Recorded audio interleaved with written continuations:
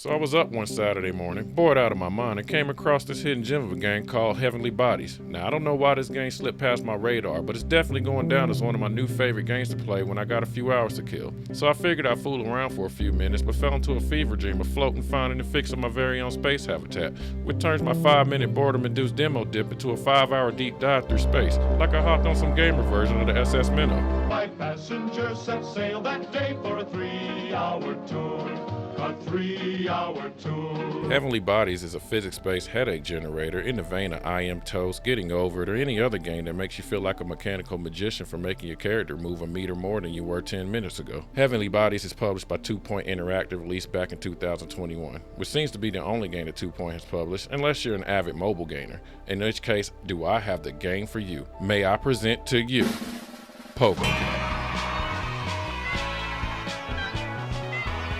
So you take control of a 1970s cosmonaut who is a highly capable, intelligent, well-coordinated space maintenance man, but little does this airborne avatar astronomics know I will be the captain of this flight, and there will be some turbulence. Look at me, sure.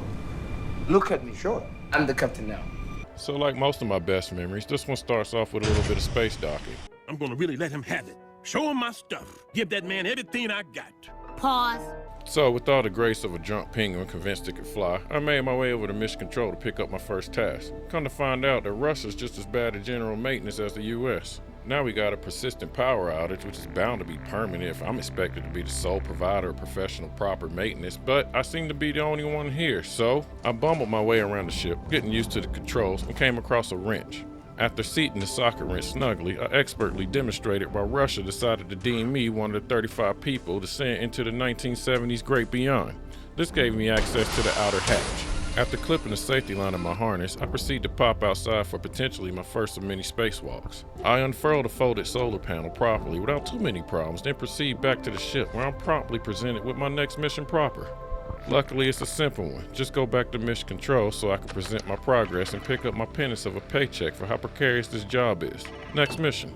Mission 2, I was tasked with reconfiguring the data satellite from the stow position, and apparently they stowed this thing in the belly of the Hydra. But whatever. I power up the calibration computer by plugging in the proper matrix color cables. GG, too easy. After a brief but horrifying memory of working at DirecTV, I fiddle around and find the first frequency pretty freaking fast. That was followed by floating around for 3 minutes trying to free the frequency finder so I could finally find my way to freedom and antenna 2. The next antenna was located on the outside of the scaffolding, much like the other one, but I guess those budget cuts are starting to show up again because this antenna had to be manipulated manually by moving it onto its mount.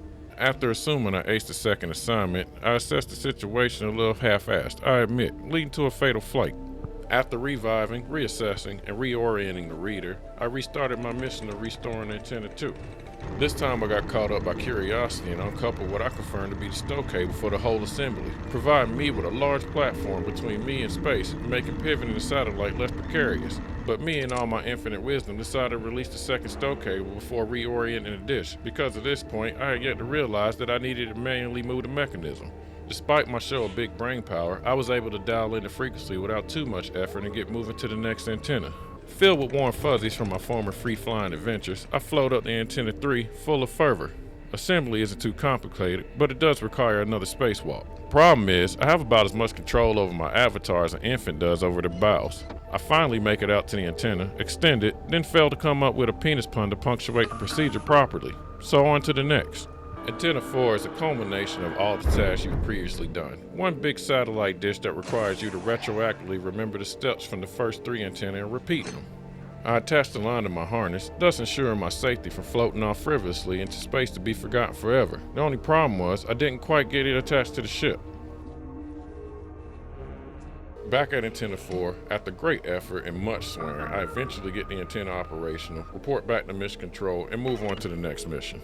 This mission is pretty clear. Assemble and deploy the telescope. So I clamber over, gave the crane arm a few cranks, then climbed into the operator's compartment to complete a couple of component connections. It took a little while, but like a bad Christmas gift, this satellite was pre-used and missing a few pieces. Now I had previously passed a few solar panels, so I picked up one and packed it into the proper place, then popped it onto the satellite, right on time for Planet Express to plop a parcel down into the cargo hold. They left the lens for the satellite laying there, so I unloaded it. Then, using the crowbar and tether for a little leverage, I lifted up the top, loaded the lens into the lift, lashed it to the satellite, lost the lens cap, then launched it lightly into space. Next mission. The space telescope I launched picked up a match on some minerals in need of mining, so I make my way to the vehicle bay. Bars. Next thing you know, I'm off in a mining vessel that controls like a Dakota curling stone dipped in butter. So naturally, I made a mistake mid-mission, messed around, and tried to mate the mining vessel with an asteroid, which mangled one of my main thrusters. I quickly but calmly climbed outside for an impromptu spacewalk where I carefully clung to the hatch, caught the thruster, and clamped it back to the chassis. Soon after, I arrived at the first mining spot and stuck the landing.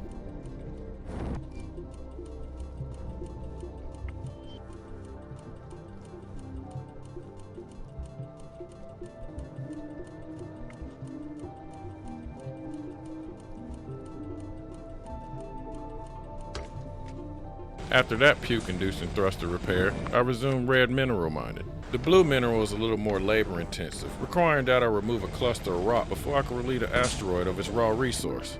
The final mineral is frozen on the face of an asteroid with a few rocks I flung far out of the way. After a quick mineral extraction, I excitedly exited the area, eager to return to the station with my extractions. Back at the station, I happily hopped out of the capsule and hocked the samples into the hopper. Next mission. In this mission, I gotta get the garden going. So first, I hop outside and dislodge the debris from the shutter device. After that, I open the shutter, sending in some much-deserved sunshine. So far, so good.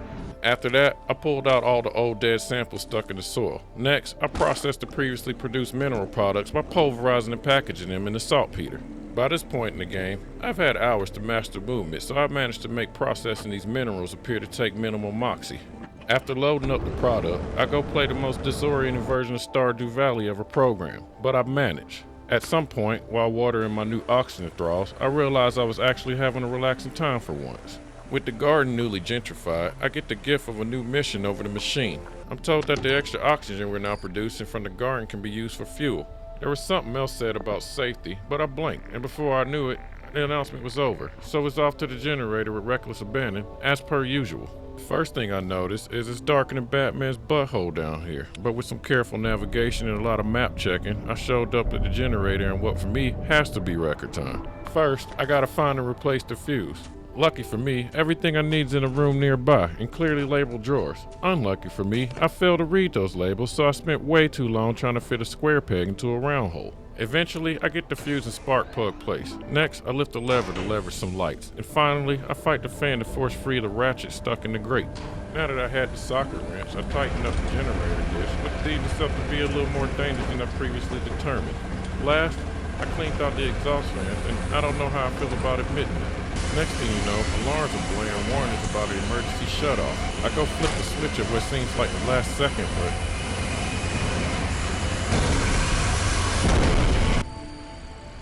next thing I know, I'm flying through the wreckage of what remains of the ship. Everything I worked on was now junk.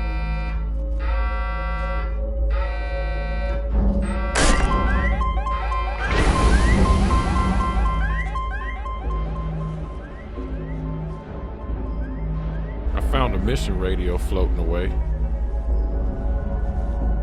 I made a doubt-filled, daring, desperate lunge.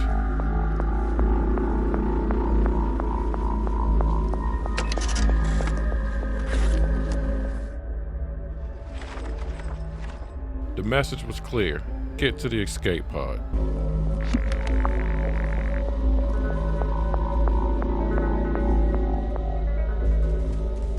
I floated for what felt like forever, finding familiar architecture all distorted and destroyed.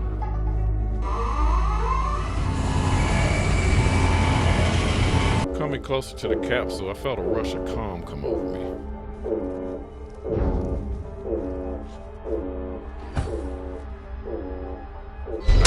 From the devastation dumbfounded about what just happened.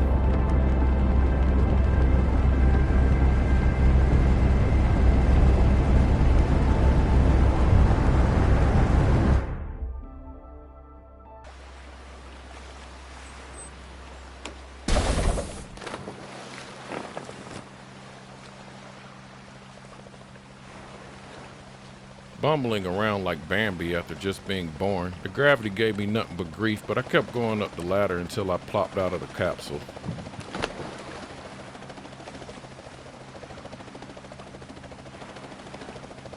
After a short minute, a rescue line descended and I was lifted off into the heavens. Then I realized the adventure was over.